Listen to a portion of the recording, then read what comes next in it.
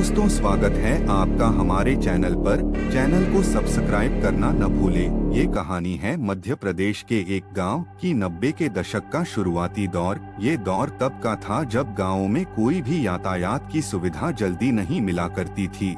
अगर कहीं आना जाना होता था तो वो पहले से ही तय होता था।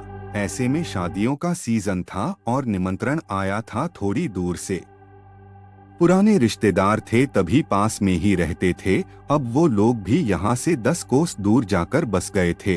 समय वह था जब पुरुष तो शायद सीधे बारात वाले दिन ही जाएं, मगर औरतें पहले से जाकर थोड़ा मजे करना चाहती थी। आखिर यही तो मौका होता है जब उन्हें भी हंसी मजाक करने का मौका मिलता है। कहानी के पात्र हैं 4 औरतें, घर की तीनों बहुएं और एक ननद। अब जाकर तो इस उम्र में मौका मिला था जब बिना किसी पुरुष के जा सकती थीं। सब तय यह हुआ था कि सुबह पैदल निकलेंगी और खेतों के रास्ते शाम शाम तक तो पहुंच ही जाएंगी ब्याह वाले गांव। मगर औरतों को सजने संवरने से फुर्सत कब मिली है। यहाँ तो बात थी कि पौ फटने से पहले निकल जाएंगे, और अब यहाँ सूरज सर पर चढ़ाया था। हालांकि गर्मी बहुत ज्यादा नहीं थी। सब लोग बहुत ज्यादा वसंत की शादियां इसीलिए तो पसंद करते हैं। खैर, अच्छी खासी देरी के बाद सब औरतें निकलीं। खाने का इंतजाम साथ में किया हुआ था। कौन जाने गांव में कुछ खाने को मिले या नहीं। उन्होंने दोपहर को सफर शुरू किया और शुरू की बातें कभी न खत्म होने वाली बातें। परिवार, गांव, समाज, सब की बातें। किसकी बहू अच्छी है और किसकी बुरी से लेकर न जाने कौन से रिश्तेदारों की बातें। शायद पगडंडियों के रास्ते चलते चलते एक पहर बीत गया हो और कम से कम 3 कोस तो चले होंगे कि एक कुआं दिखा। पेड़ था बड़ा सा, उसकी छाव में बैठ थोड़ा कुंबे का पानी पिया। कुछ जो लाई थी साथ वो खाया, कुछ बातें की और तय हुआ कि थोड़ा सा आराम कर लें। इस बात से अनजान कि ये आराम बहुत भारी पड़ेगा, और सही में ये आराम भारी भी पड़ गया। पहले ही बहुत देर हुई थी और यहाँ थोड़ा ज्यादा ही आराम हो गया। दिन का तीसरा पहर चालू हो गया था।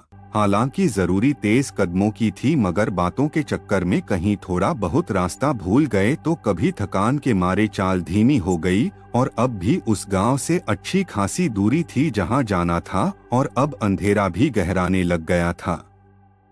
अनजान से डर के मारे औरतें परेशान हो रही थी। कुछ समझ में नहीं आ रहा था कि क्या किया जाए।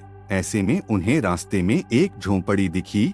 एकदम सुनसान खेतों के बीच उन्होंने उधर से जाने का फैसला किया। तभी वहां से गुजरते वक्त एक बूढ़ी सी औरत उसी घर से निकली। उन्होंने उससे रास्ता पूछा तो उसने कहा कि आप सब गलत रास्ते आ गई हो। अब तो काफी देर हो जाएगी वहां पहुंचने में, और आजकल आंखें निकाल लेने वाला एक गिरोह भी घूम रहा है। और फिर कुछ बातों के बाद उस औरत ने उन्हें वहां उसी झोंपड़ी में रात बिता लेने को कहा। यहाँ अब कुछ खास विकल्प बचा नहीं था। मरता क्या न करता, तो वो चारों औरतें वहीं रह गईं। उस बूढ़ी औरत ने बताया कि उसके पति कहीं बाहर गए हैं, तो वो घर पर अकेली ही है। उसे भी अच्छा लगेगा अगर आप सब रात को यहीं रहोगी।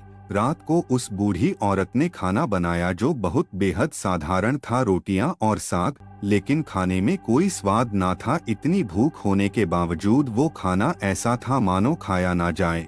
रात को मौसम ऐसा हो चुका था कि गर्मी भी लगती और ठंड भी। सबके सोने का इंतजाम आंगन में ही किया था और ओढ़ने को कंबल दे दिए थे। खैर, वो सब थकी ही थी। सब तो बस लेटते ही नींद आ गई। सब अपने अपने हिस्से का कंबल लेकर सो रही थी। इनमें से एक औरत की आंख रात को खुली और उसने जो देखा वो देख उसकी चीख निकल गई, मगर वो चाहकर भी चीख ना पाई। शायद मानो लकवा मार गया हो। वो दृश्य बहुत डरावना था कि आंगन के मुंडेर पर दर्जनों औरतें नीचे देखी जा रही थी, और वो औरत जिसने उन्हें शरण दी थी वो हवा में बीचों बीच बैठी थी बिना किसी आधार के। और मुंडेर पर बैठी औरतों ने कहा कि तुमने अच्छा किया इन्हें रोककर, अब हम इन्हें खा लेते हैं। मगर वो औरत जिसने उन्हें शरण दी थी वो अड़ी थी कि नहीं, हम मनुष्य नहीं जो विश्वास में लेकर विश्वासघात करें। खैर, वो यात्री औरत ये सब देख सुन रही थी, मगर उसे ऐसा महसूस हो रहा था कि उसके प्राण निकल गए हों।